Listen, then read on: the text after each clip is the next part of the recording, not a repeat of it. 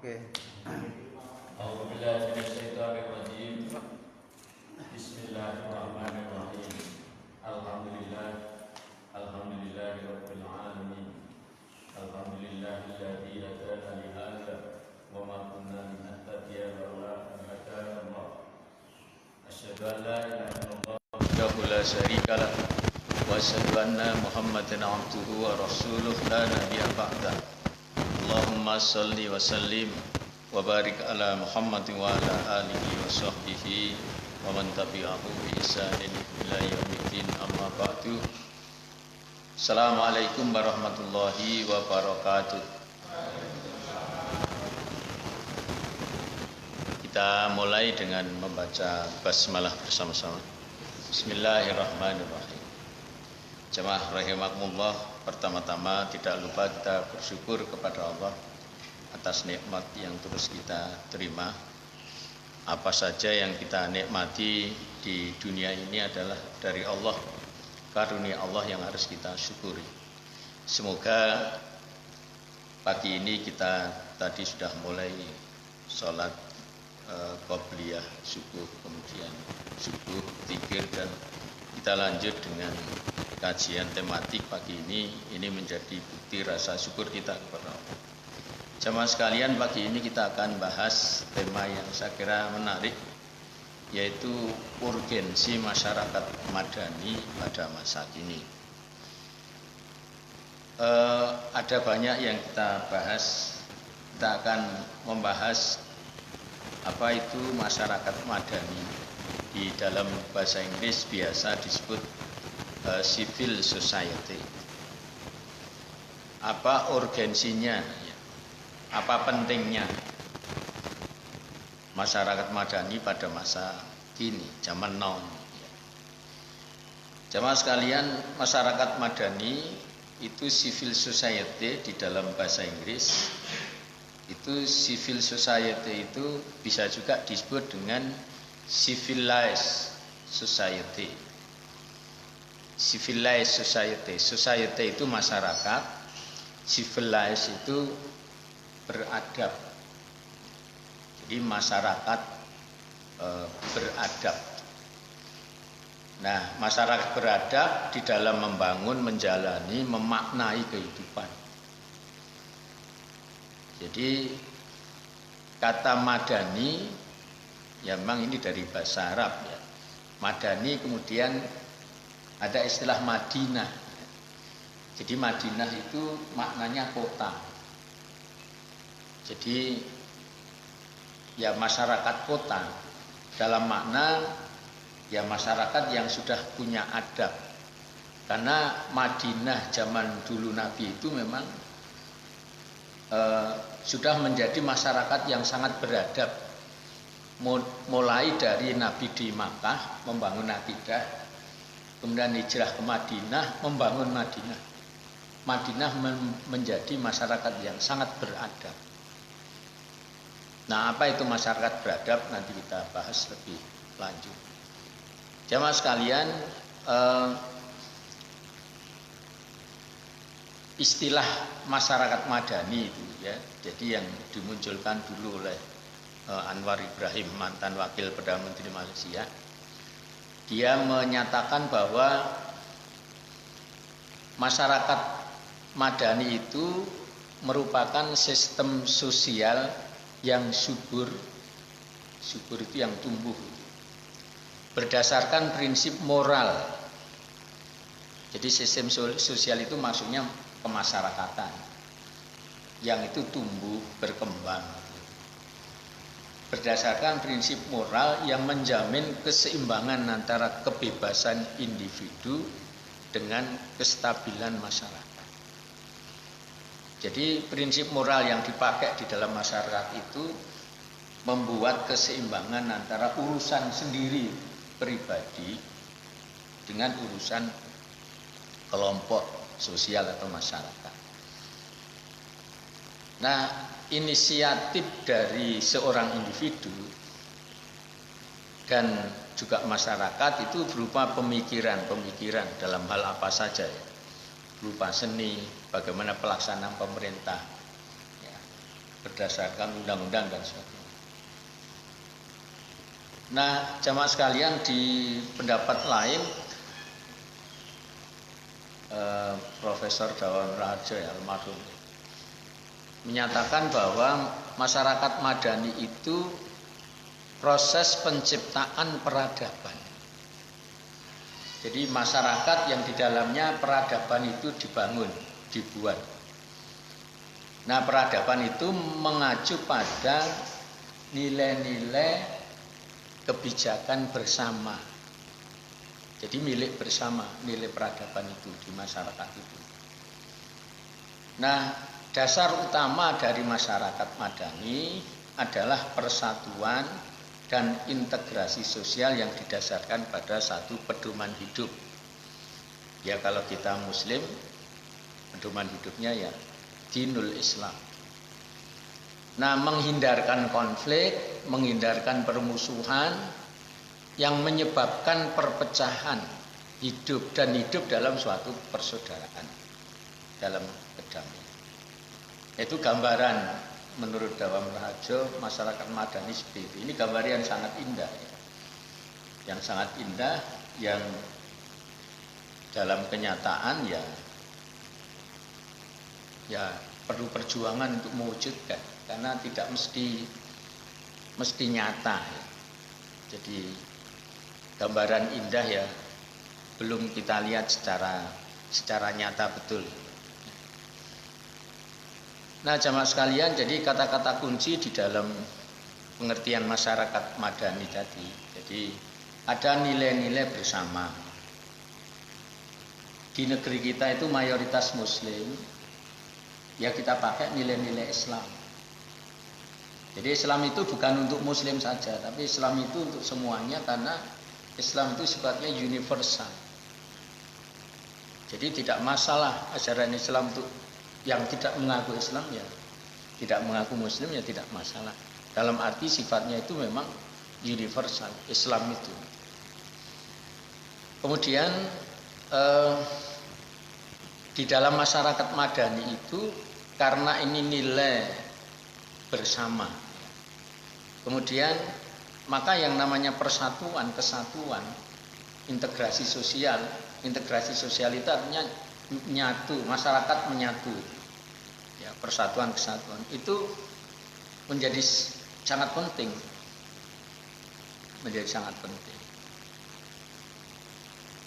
Nah, masyarakat madani itu ciri yang sangat penting ya bersatu. Nah, kemudian didasarkan satu pedoman hidup, ya. Jadi kalau Indonesia merumuskan Pancasila sebagai pedoman hidup negara, kita sebagai Muslim ya kita pakai Adinul Islam. Ya, Adinul Islam dengan Pancasila itu tidak bermasalah. Dulu pernah kita bahas, ya, bahwa Pancasila itu menjadi bagian ajaran Adinul Islam. Jadi Pancasila itu sebagai sahabat agama Islam. Jadi tidak perlu dipertentangkan, walaupun ada seorang profesor dulu yang mempertentangkan Pancasila dengan agama. Nah, jamaah sekalian, yang namanya persatuan di dalam masyarakat madani itu juga menghindar dari konflik, permusuhan, perpecahan. Ya. Jadi hidup itu dalam persaudaraan. Persatuan Indonesia. Tapi dalam kenyataan masih banyak konflik, ya. Apalagi menjelang pemilu, kira-kira permusuhan ya masih ada, tawuran pelajar ya masih ada, tawuran warga juga masih ada, ya. Nah itu sebenarnya menyedihkan. Nah, jemaah sekalian, kalau kita ringkas, apa itu masyarakat madani? Ya, masyarakat madani itu ya masyarakat yang beradab. Bahasa Inggrisnya civilized society. Nah, sekarang kita bahas apa itu adab. Ini menyegarkan kembali. Dahulu udah agak lama memang pernah kita bahas adab itu apa. Kita segarkan kembali. Jadi masyarakat beradab itu apa dan adab sendiri itu apa. Jadi kata al-adab di bahasa Arab ini itu kita maknai sebagai tata krama, perilaku atau sopan santun. Dengan istilah lain, adab itu. Jadi yang namanya peradaban itu segenap perilaku manusia ya, yang sopan santun, ya, tata krama yang diwujudkan umat manusia dari waktu ke waktu, baik dalam realitas sosial, realitas politik, realitas ekonomi, realitas pendidikan, realitas kesehatan dan sebagainya. Jadi yang disebut peradaban atau kata dasarnya adab itu ada di setiap aspek kehidupan.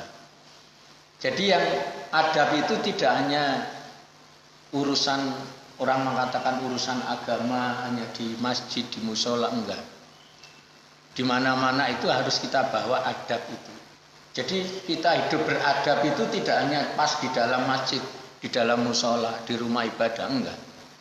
Di mana-mana, bahkan di lapangan sepak bola, ketika main bal-balan itu adab itu dipakai. Nah ini luasnya adab seperti itu. Yang namanya peradaban itu kumpulan seluruh hasil budidaya manusia yang mencakup seluruh aspek kehidupan manusia. Jadi memang peradaban itu yang membangun ya manusia. Yang membuat civilization, peradaban itu ya manusia. Nah peradaban itu mencakup seluruh aspek kehidupan apa saja. Ya, ekonomi, kesehatan, pendidikan, ya, olahraga, kesenian, teknologi, pertahanan, keamanan, dan sebagainya dan sebagainya. Itu bisa wujudnya fisik, bangunan, jalan dan sebagainya, maupun non fisik. Non fisik itu ya nilai-nilai tatanan, seni budaya misalnya. Nah jamaah sekalian, kalau kita hubungkan istilah civilization ya, peradaban dengan culture, kebudayaan. Disebutkan bahwa yang namanya civilization, peradaban is the cloth of culture, adalah pakaian kebudayaan. Jadi peradaban itu adalah pakaian kebudayaan. Dengan kata lain, kalau kebudayaan itu tubuh ibaratnya. Kebudayaan itu tubuh, kemudian peradaban itu pakaiannya yang di luar.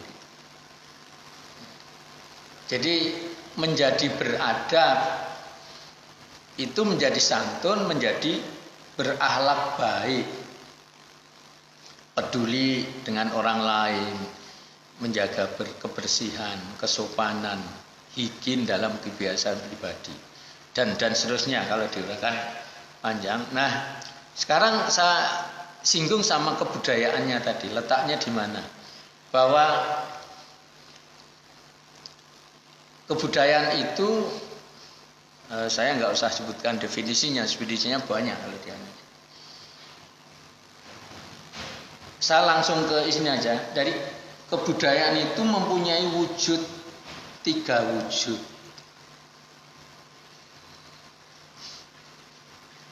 Dalam definisinya Kunchoro Ningrat itu disebutkan kebudayaan itu adalah satu kesatuan sistem gagasan, tindakan, dan hasil karya yang menjadi milik manusia, masyarakat manusia dengan cara belajar.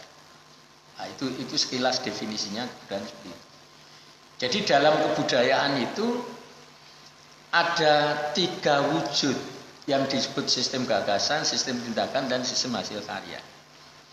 Nah, sistem yang namanya wujud kebudayaan itu ya manifestasi bentuk kebudayaan yang dihasilkan oleh manusia, baik pikiran, perasaan maupun aktivitasnya. Nah, itu wujud. Wujud kebudayaan itu ya bentuk perwujudan manifestasinya. Nah, pertama sistem gagasan. Gagasan itu ide. Ya, gagasan ide tentang apa saja, terutama ide tentang norma aturan. Nah, para ahli menyebut sistem gagasan atau ide itu dengan istilah cultural system, yaitu sistem budaya. Sehingga kalau kita bicara kebudayaan itu sesungguhnya bicara tentang ide atau gagasan manusia. Kemudian wujud yang kedua adalah sistem tindakan. Tindakan itu aktivitas manusia, kegiatan manusia atau amal, aktivitas yang disadari dan teratur, ajek. Jadi kegiatan manusia yang itu disadari, kemudian berlangsung rutin, ajek, itulah bentuk kebudayaan yang kedua, sistem tindakan. Kayak setiap hari kita makan, minum, mandi, ya. Nyapu, ngepel, isah-isah, umbah-umbah, setrika, itu. Bagi mungkin ya, para pedagang ya menjual, berdagang, atau kita bekerja di tempat kerja masing-masing, membaca, menulis, itu kegiatan manusia yang itu disadari. Jadi syaratnya disadari, sadar ngerti apa yang dilakukan, dan itu bersifat rutin. Nah, maka semuanya itu adalah tindakan budaya. Jadi makan, minum, mandi, nyapu, ngepel, isah-isah, umbah-umbah, setrika, itu tindakan budaya semua. Menikah, mendidik anak, itu tindakan budaya. Ya. Jadi tindakan budaya. Disadari. Tapi kalau ada orang yang tidak sadar, kayak orang mabuk misalnya, orang mabuk itu, tindakan orang mabuk itu bukan tindakan budaya karena tidak disadari. Karena orang mabuk itu nggak paham, nggak sadar dengan perbuatannya. Sama orang yang ya bahasa kasarnya kentir lah itu ya. Orang strip kentir itu gangguan jiwa itu kan kadang juga nggak paham apa yang dilakukan, nggak ngerti. Itu bukan tindakan budaya. Kemudian yang tindakan ini, sistem tindakan ini para ahli menyebut dengan social system, sistem sosial. Karena tindakan manusia itu tidak lepas dari orang lain, walaupun itu dilakukan sendiri. Jadi misalnya tindakan pribadi, ini contoh yang sering saya sampaikan itu mandi. Orang mandi itu tindakan pribadi. Mandi sendiri, di kamar mandi sendiri, ngambil air sendiri yang disiram itu pokoknya sendiri betul itu.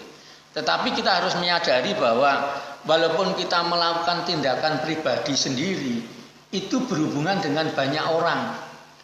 Orang mandi, kita mandi di kamar mandi sendiri itu berhubungan dengan tukang batu yang membangun kamar mandi, berhubungan dengan tukang air, ya, tukang sumur, tukang listrik, tukang kayu, berhubungan dengan ribuan buruh dan pemilik pabrik sabun, pabrik odol, pabrik anduk, pabrik semua. Jadi itu harus disadari. Maka manusia itu jangan egois.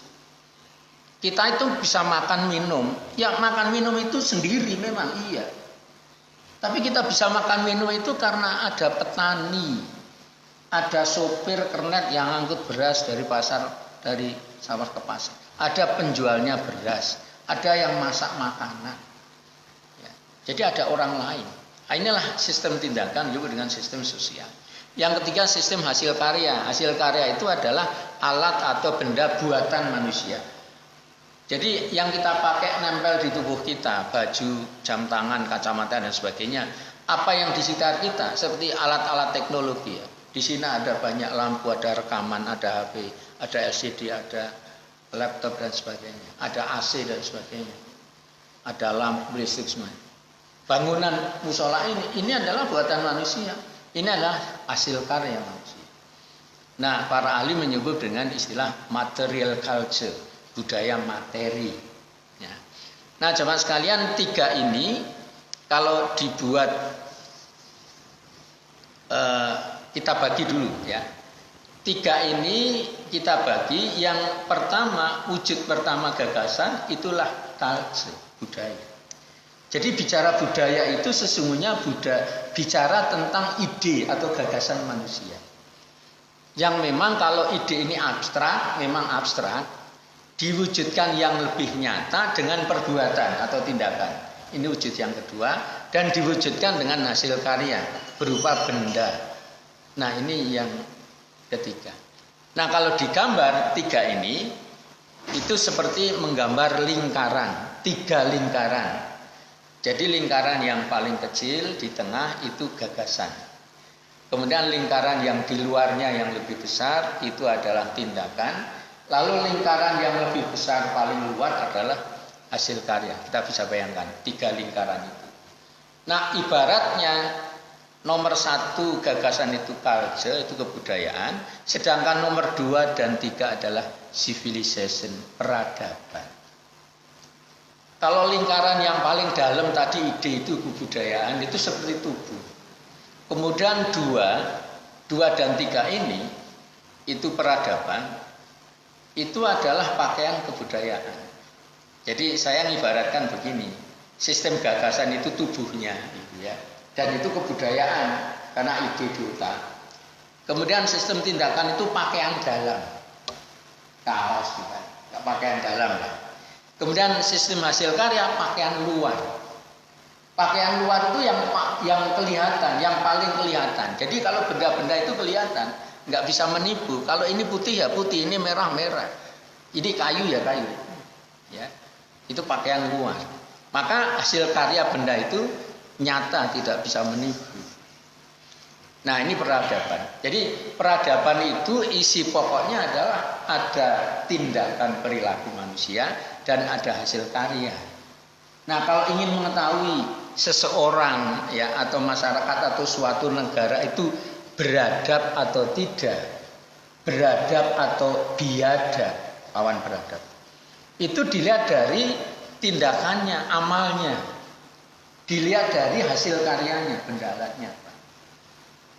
Kalau misalnya sekarang ini ada benda namanya handphone, ada smartphone, ya, telepon yang cerdas, ya cerdas itu ya untuk macam-macam sekarang, untuk foto, untuk film, untuk belajar, untuk macam-macam, untuk komunikasi macam-macam. Itu adalah peradaban yang sudah maju dalam hal teknologi informasi dan komunikasi, TIK. Ya, jadi ya teknologi itu salah satu unsur kebudayaan kalau kita ngaji tentang kebudayaan. Ya, teknologi itu salah satu unsur kebudayaan. Ya, jadi wujudnya handphone itu menunjukkan peradaban yang sudah maju. Nah, sekarang kalau kita bandingkan dengan jenengan tahu kentongan, nggih, kentongan. Tahu nggih kentongan, wong Jawa ngerti kentongan mesti. Atau kentongan, beduk dan sejenisnya gitu. Yang namanya kentongan atau beduk itu sebenarnya fungsinya intinya sama dengan handphone. Apa fungsinya? Alat komunikasi, penyampaian informasi. Ya. Jadi kalau kentongan itu tanda apa misalnya? Ya mengkomunikasikan ke masyarakat. Oh, ini tanda banjir, itu tanda pencuri, tanda kebakaran misalnya. Ya. Ini sama halnya kita telepon pakai handphone, ada kebakaran, nah misalnya gitu. Nah, kalau kentongan itu peradaban yang masih sederhana, ya. Tapi kalau handphone sudah lebih maju. Ini kalau hasil karya benda. Nah, kalau tindakan misalnya ya tangan ini. Tangan itu kan untuk berbuat macam-macam. Ya. Jadi kalau tangan itu digunakan untuk berbuat buruk, jelek, enggak apa-apa, orang lain langsung tampar, kuak padahal enggak ada alasan apa-apa. Ya, atau tangan untuk nyakiti orang lain. Itu orang yang tidak beradab atau peradabannya rendah. Tapi kalau tangan ini digunakan untuk membantu orang lain, ya, ambil duitnya kasih orang lain misalnya ya, terus membantu orang lain tangan, itu sudah berperadaban tinggi tangan ini. Jadi beradab atau tidak beradab itu dilihat dari perbuatannya. Mulut, yang namanya mulut itu kalau digunakan untuk ngomong jelek, memfitnah, misu-misu orang lain, gitu ya. Itu berarti peradaban buruk atau rendah atau tidak beradab dia. Tapi kalau mulut itu digunakan dengan omongan yang baik, yang enak, bermanfaat, itu berarti mulut yang berperadaban tinggi. Nah, itu kira-kira sekilas begitu.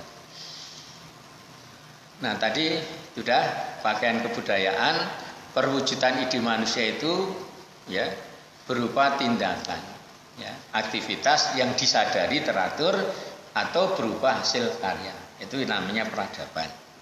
Nah, sekarang kalau istilah peradaban Islam itu ya tindakannya orang Islam, aktivitasnya orang Muslim yang ide-idenya tadi itu dibimbing oleh Allah dan Rasulnya melalui Quran, ya, melalui hadis yang sahih, sehingga menghasilkan satu karya peradaban Islam. Sehingga kalau saudara melihat peradaban satu negara, dilihat apa? Oh, bangunannya tinggi-tinggi gedungnya misalnya. Itu memang peradaban tapi dari hasil karya tadi, hasil karya manusia itu tadi. Nah, jamaah sekalian, manusia yang beradab itu ya, yang namanya masyarakat madani, masyarakat yang beradab itu di dalamnya ada manusia yang beradab. Nah, manusia yang beradab itu cirinya satu, berakhlak mulia, budi pekerti yang luhur. Saya kira ini jelas, sudah sering dijelaskan. Kemudian yang kedua, menjunjung tinggi nilai-nilai kemanusiaan. Artinya nilai-nilai yang sesuai dengan harkat martabat manusia, seperti nilai-nilai yang diajarkan dalam agama, kebersihan, kebenaran, keadilan misalnya. Itu sesuai dengan manusia. Kemudian nilai kebenaran, nilai etika, estetika, keindahan yang dulu pernah kita bahas. Ya, itu contoh nilai-nilai kemanusiaan itu dijunjung tinggi. Kemudian menghormati hak asasi dan wajib asasi, dua-duanya. Jadi jangan sampai manusia itu hanya mengejar hak asasi, tetapi lupa wajib asasi. Dua-duanya harus dikejar. Karena dua-duanya itu imbal balik, berpasangan. Contoh antara orang tua dan anak. Kewajiban orang tua itu menjadi hak anak. Kewajiban anak itu sama dengan hak orang tua. Jadi kewajiban orang tua itu apa? Ya, kewajiban orang tua itu ya mengasuh, mendidik anak, menyiapkan kebutuhan sandang, pangan, pakaian, pendidikan, kesehatan. Itu kewajibannya orang tua. Nah, kewajiban orang tua itu menjadi haknya anak. Jadi anak-anak itu berhak memperoleh pendidikan, sandang, pangan, papan, memperoleh kesehatan, itu berhak. Nah, sebaliknya kewajiban anak apa? Ya, kewajiban anak itu berbakti, bangun turut pada orang tua, tunduk patuh, hormat, cinta pada orang tua. Itu kewajiban anak. Nah, kewajiban anak itu menjadi haknya orang tua. Jadi orang tua itu berhak dihormati, berhak dihargai, ya, ditaati dan sebagainya. Nah, ini imbal baik. Makanya manusia yang beradab itu dua-duanya. Ya. Jangan kalau misalnya ya sering ada demo, ya.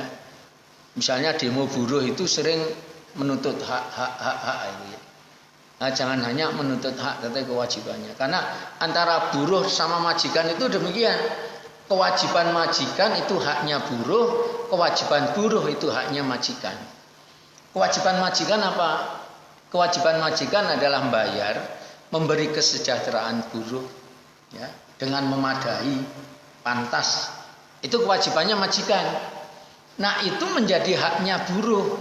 Buruh itu berhak mendapatkan penghasilan, gaji, kesejahteraan yang baik dari perusahaannya itu. Nah, sedangkan kewajibannya buruh sama dengan haknya majikan. Apa kewajiban buruh? Ya bekerja sebaik-baiknya, yang produktif sehingga produk yang berkualitas, bisa bersaing dengan dunia luar misalnya. Itu kewajibannya buruh, rajin bekerja, disiplin, kewajiban buruh. Nah, ini menjadi haknya majikan. Maka dua-duanya, ya. Kemudian nomor 3, orang beradab itu tadi sudah wajib dan asik. Kemudian yang keempat, menghormati budaya masyarakat. Ya. menghormati ya. Jadi ya kalau itu budaya baik ya nggak apa-apa kita lakukan. Kalau kita sebagai muslim misalnya ya, kalau di dalam masyarakat ada budaya yang baik ya kita lakukan. Misalnya budaya Indonesia, setelah Ramadan ada Idul Fitri. Selama Idul Fitri Syawal itu ada sawalan, ada halal bihalal misalnya gitu. Jadi halal bihalal itu budaya di Indonesia saja. Di negara lain nggak ada.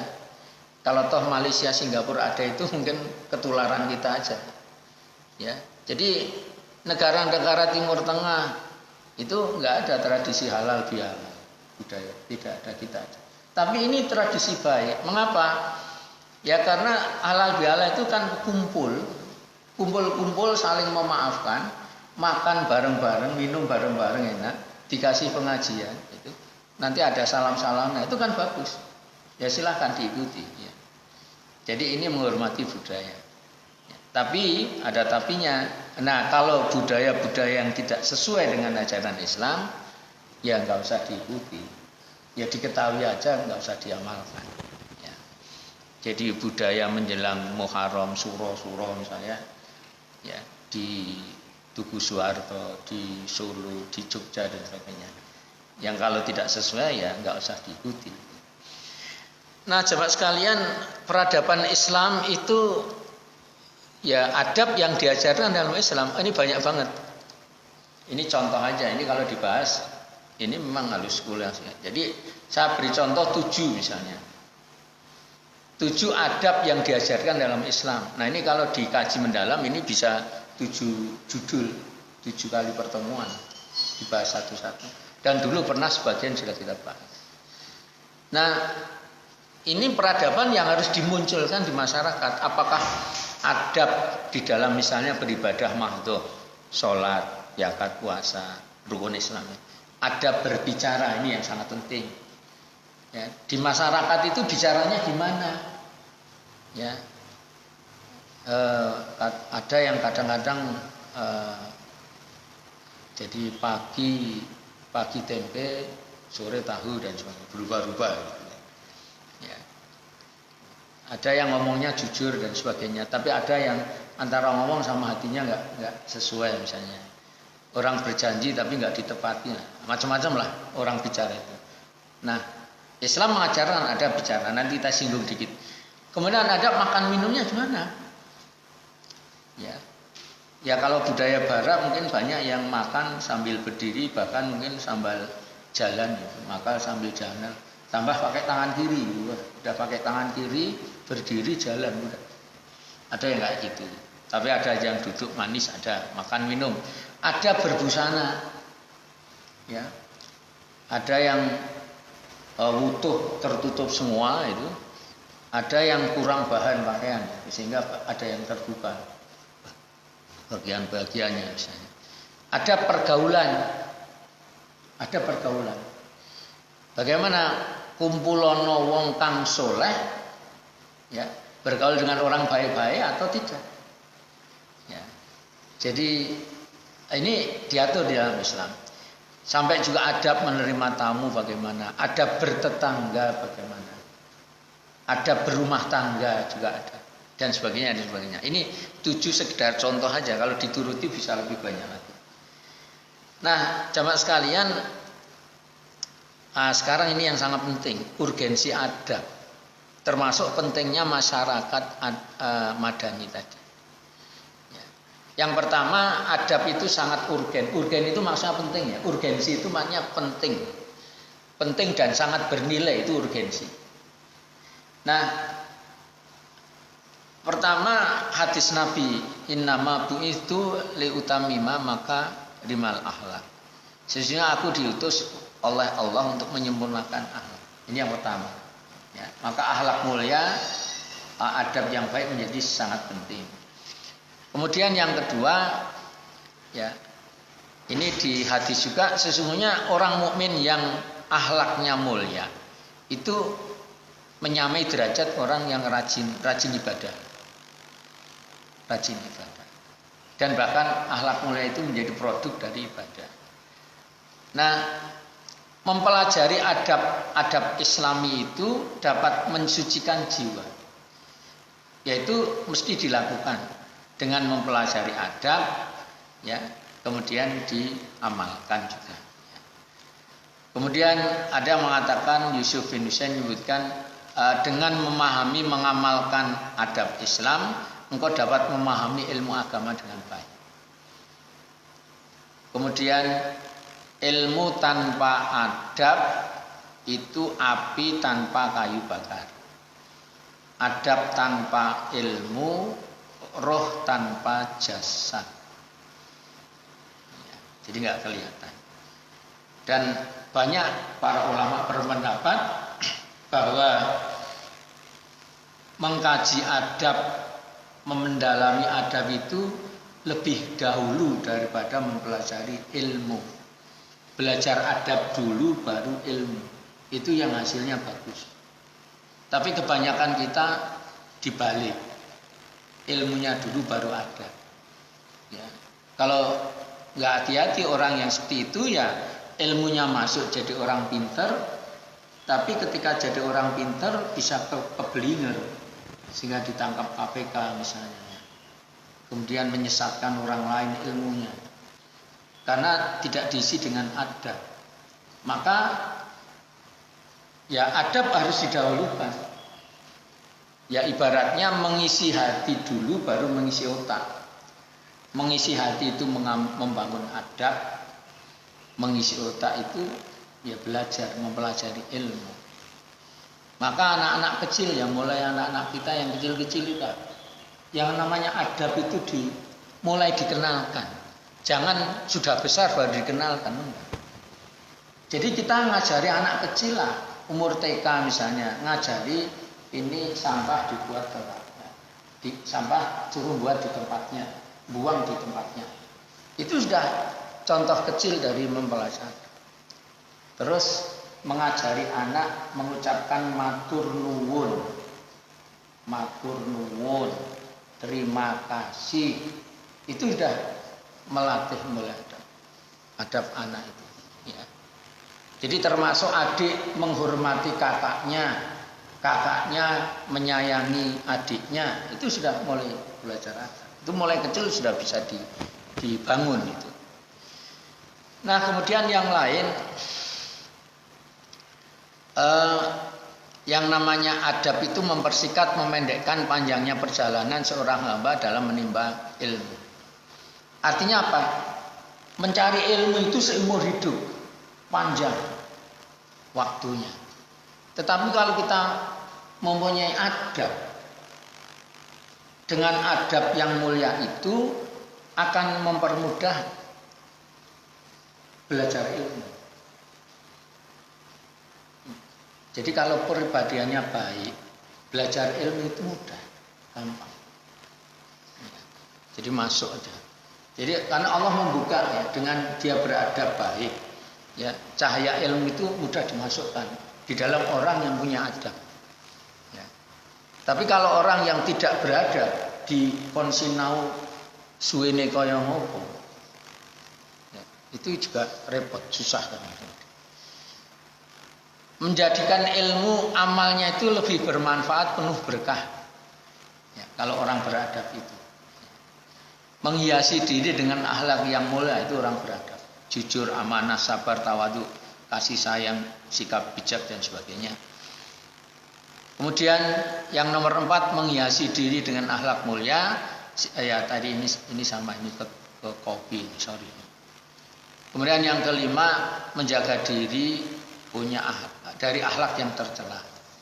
Menghindari dusta, khianat, ingkar janji, sombong, rakus, serakah, ya, iri, dengki, benci, penyakit-penyakit tadi. Jadi intinya begini, orang yang punya beradab mulia itu akan bersih jiwa hatinya.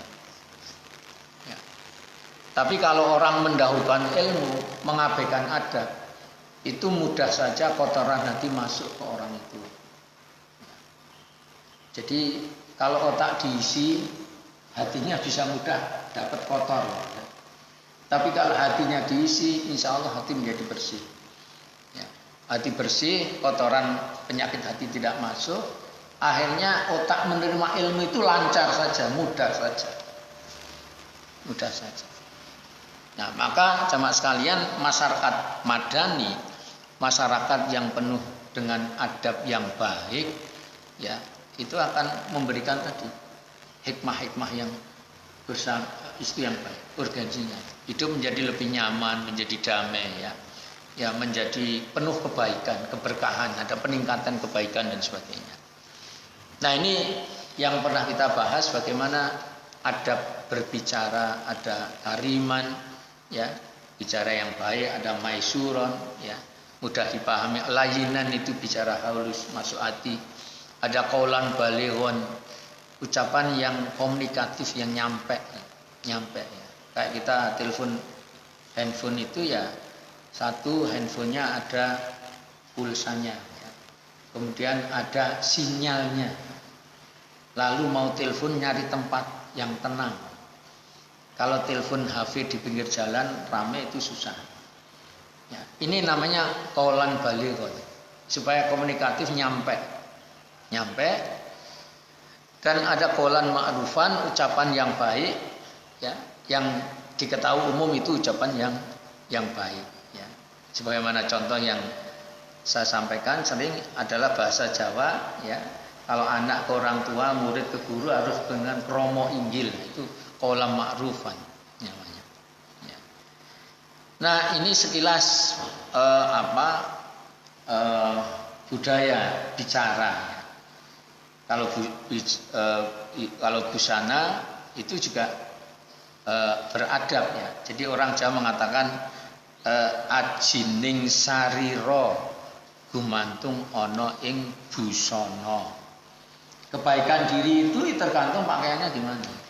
Karena pakaian itu simbol.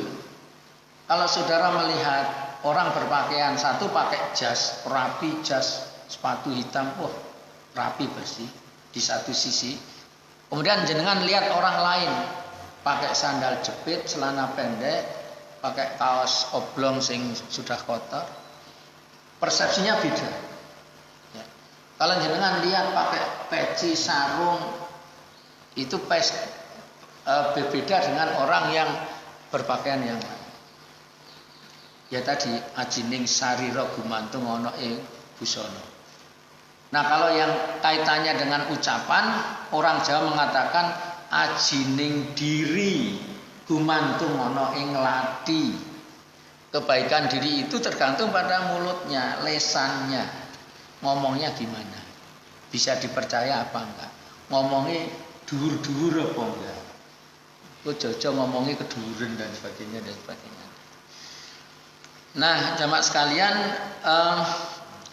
di dalam Islam itu, ya, pada prinsipnya busana itu, ya, ini aja. Ada 5 poin aja, ini aja. Kalau bicara busana, penutup aurat, beradab, etika, ya, menjaga kesehatan, ada faktor kebersihan, kesucian, lalu menunjukkan keindahan. Berpakaian itu juga memperhatikan keindahan, warna, bentuk, dan sebagainya. Ya, kalau kita berpakaian, ya, sesuai dengan ukuran. Jangan sampai kebesaran, jangan sampai kekecilan. Itu menyalahi faktor keindahan dan kesehatan. Sebab kalau pakai baju yang sesak itu kan ya merusak kesehatan boleh jadi. Termasuk bahan pakaian diperhatikan, sesuai kulit apa enggak. Kadang tidak sesuai menjadi sakit kulitnya, itu faktor kesehatan. Nah, ini Islam memperhatikan kayak gitu. Persoalan adab bagaimana berpakaian. Ya, ini tentang aurat, ya. Kemudian ada pergaulan itu sebagai penutup ini, ya.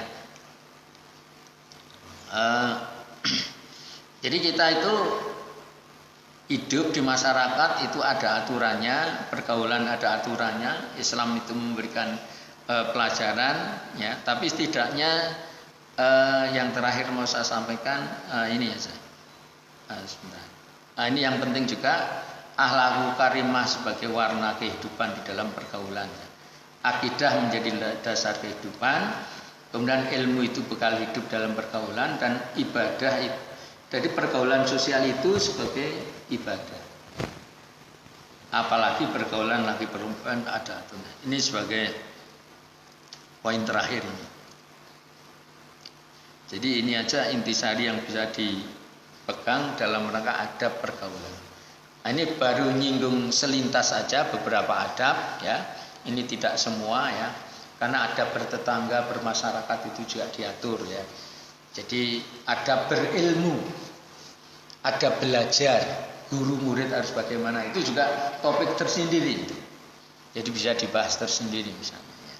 Adab atasan bawahan, ya misalnya pimpinan sama masyarakat, adabnya gimana? Misalnya. Nah, itu ada topik tersendiri juga. Jadi secara umum pergaulan Islam ya seperti ini. Saya pakai istilah S1, S2, S3, salam, sapa senyum, salaman sopan santun. Berbusana Islami tetap. Jadi dalam pergaulan bersikap damai, ramah, adil, sederhana ya, tolong menolong, menjauhi konflik, jangan konflik. Ya. Jadi hubungan dengan orang lain itu jangan membangun konflik. Ya. Kemudian menjaga pergaulan, menjaga pandangan mata dan sebagainya untuk lawan jenis dan sebagainya. Nah ini saya kira yang bisa kita kaji. Silakan ada komentar atau pertanyaan, Pak Budi. Nah, sekali terkait kebudayaan materialisme ya. Itu tidak hanya di Islam, tapi atau tidak hanya di Kristen juga Islam memahami. Misalnya ketika budaya materialisme itu meningkat, justru agama itu seperti tersingkirkan, ya. Termasuk dari sisi kemampuan banyak dalam oleh agama-agama lain juga Islam. Kalau dulu misalnya di Islam kita ingat bahwa ulama kita di zaman itu kami kata muncul gitu. Jadi bisa menghafal sekian ribu hadis. Sementara di angkatan berikutnya itu mungkin sudah terjadi penurunan karena ada semacam peningkatan di sisi budaya materialisme dari semakin maju. Orang semakin maju semakin malas untuk menghafal gitu. Ya.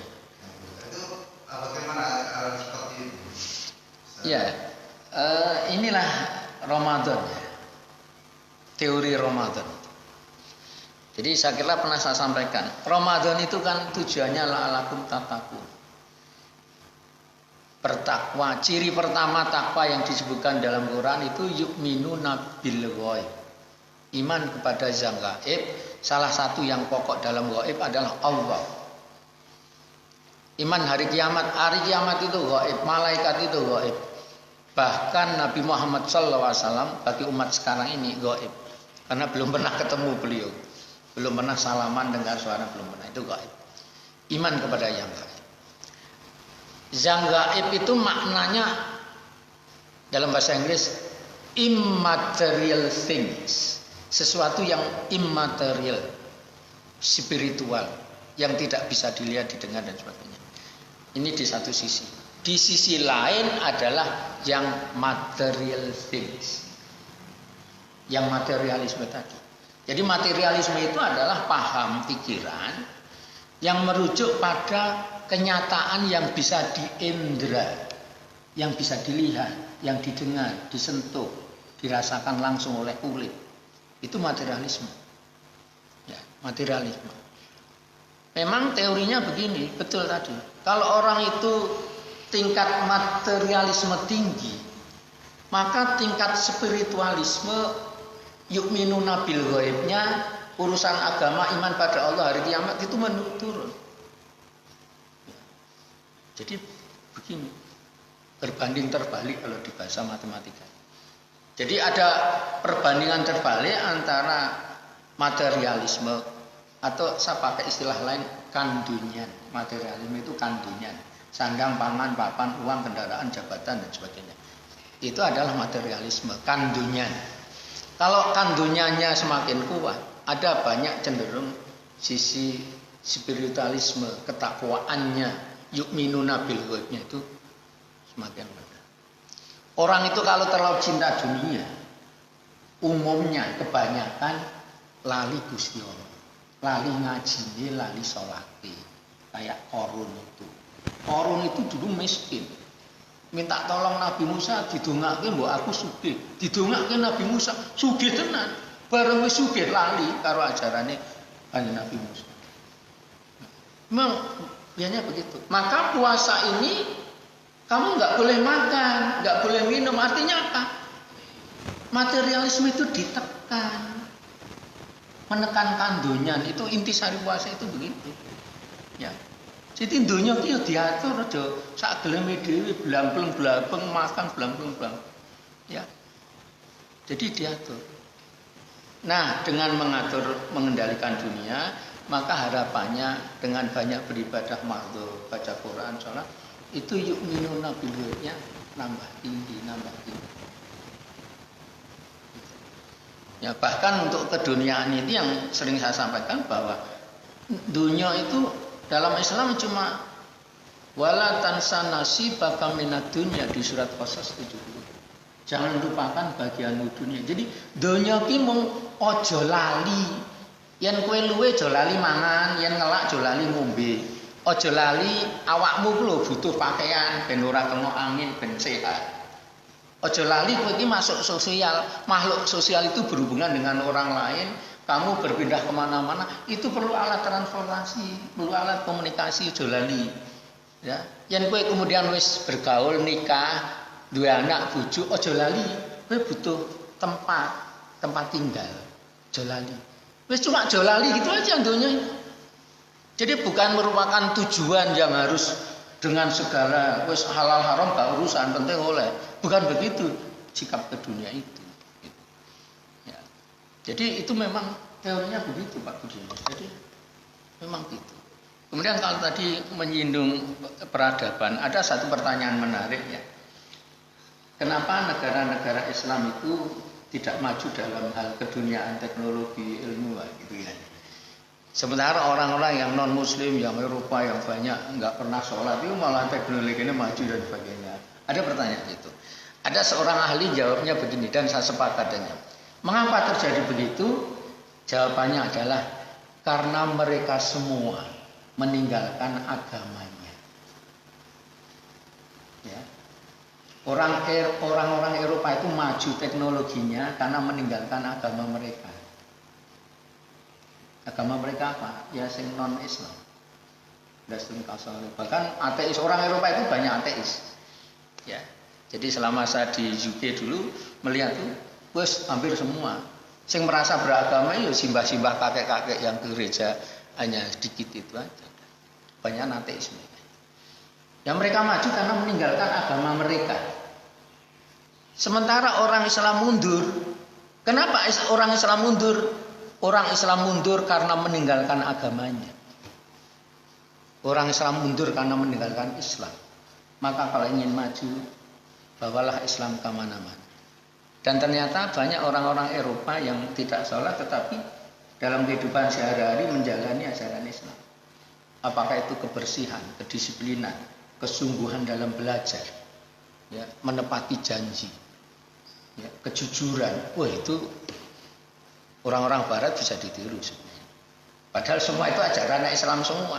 Kenapa Islam nggak maju? Ya karena meninggalkan Islam. Kenapa Barat maju? Karena mereka meninggalkan agamanya. Ya. Justru kemudian orang-orang Eropa walaupun tidak secara formal dia menjalani ajaran Islam sehingga maju. Ya sudah dibuktikan para ulama dulu-dulu ya ada Ibnu Khaldun, Ibnu Rusdi, Ibnu Sina, Al-Khawarizmi, banyak penemu-penemu ahli-ahli itu ya menjadikan maju itu. Ya. Karena berpegang pada Islam. Jadi orang-orang dahulu itu maju pertama karena dia menguasai Quran dulu. Jadi sebelum belajar matematika, sebelum belajar fisika, kimia, biologi, global macam-macam, dia kuasai Quran dulu. Kalau sudah menguasai Quran, belajar apapun itu mudah. Mudah. Ya, maka para hafid-hafid itu luar biasa. Jadi seorang hafid belajar tentang fisika, oh pinter dia fisika, gampang apalagi. Biasanya terus berprestasi orang-orang kayak gitu. Jadi bayangkan menguasai Al-Quran 30 juz, memahami dengan baik, itu kan luar biasa. Kemudian kalau untuk mempelajari ilmu tertentu itu ya insya Allah kecil mudah saja. Dan apalagi nanti Allah akan memudahkan dia dalam belajar ilmu lain karena dia sudah menguasai Quran. Jadi Quran itu memberi keberkahan kepada dia untuk mudah dalam mempelajari satu ilmu dan kehidupan. Saya kira itu Pak Budi. Ada lagi Mas Don?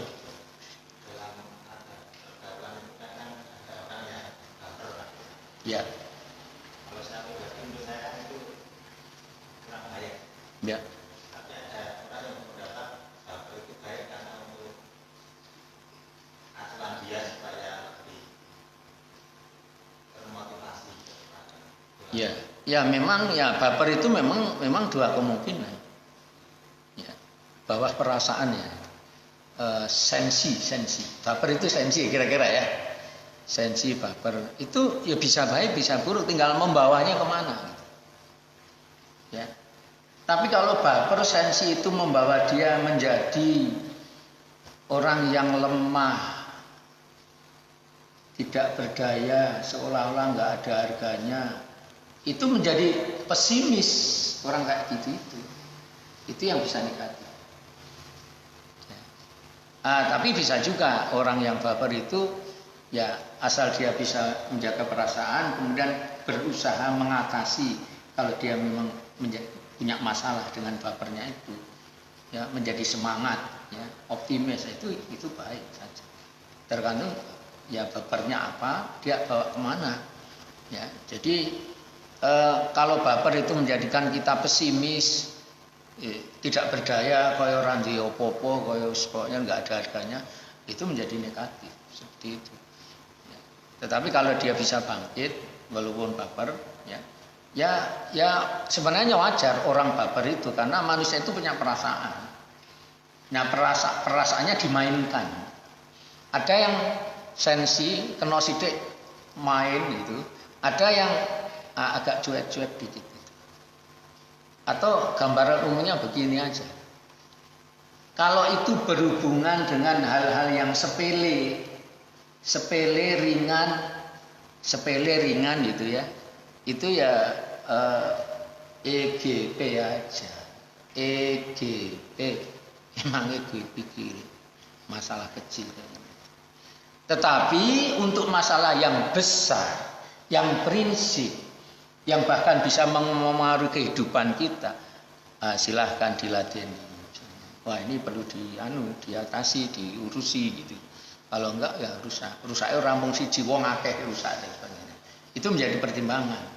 Ya. Jadi kalau untuk urusan remeh-temeh ya ngomong kepidak sithik terus muni-munine nganti dendam ya ora ngono lah. Kepidak iki ringan, kecil aja.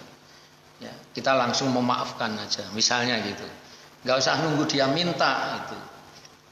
Ini persoalan kecil misalnya ya.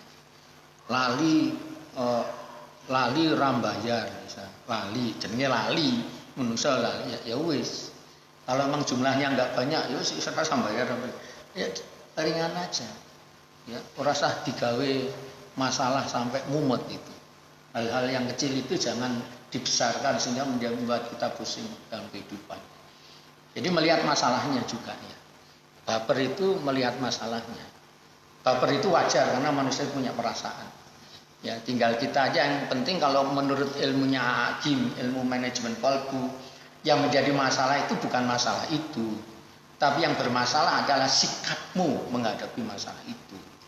Kalau ada orang baper itu enggak masalah. Yang masalah adalah sikapmu menghadapi baper itu gimana. Termasuk baper dalam diri kita, bagaimana mensikapinya itu.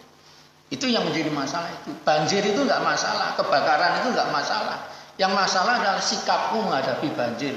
Piye supaya nek ora banjir. Yen terus banjir dek kepiye? Itu yang penting sikapnya itu. Itu ilmunya Hakim. Begitu. Ya. Mencuri itu enggak masalah. Yang masalah adalah bagaimana mensikapi mencuri itu. Piye supaya orang tidak mencuri piye. Kalau toh mencuri piye solusinya? Itu yang penting itunya. Ya. Jadi kebakaran itu tidak masalah. Yang menjadi masalah adalah sikap kita terhadap kebakaran. Bagaimana supaya tidak kebakaran. Satu. Dan kalau terjadi kebakaran bagaimana sikapnya. Itu yang penting itunya. Nah, itu ilmunya manajemen kolbu. Gitu aja. Kalau ada lagi satu lagi terakhir. Mas Arto ya. Berkaitan dengan ide gagasan Pak